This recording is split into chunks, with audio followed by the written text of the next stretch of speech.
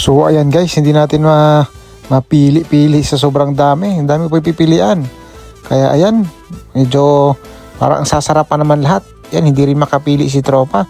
So ayan, medyo matatagal lang tayo sa pagpili. Pero tala, bili tayo, kukuha pa rin tayo yan.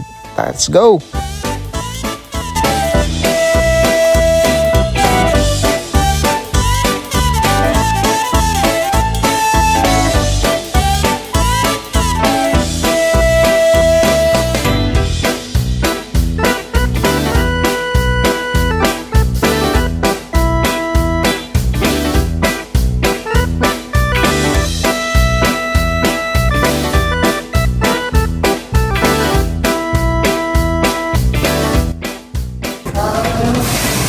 So yun guys, bumibili na si Kuya. Ayan. Tikman naman natin yung taste ng Winnipeg na Krispy Kreme. So, andito lang siya sa mga pinakita naman kagad kung sa laki ng nito ng building. So, malaki siyang building. Okay. So may IKEA, andito lang sa harap.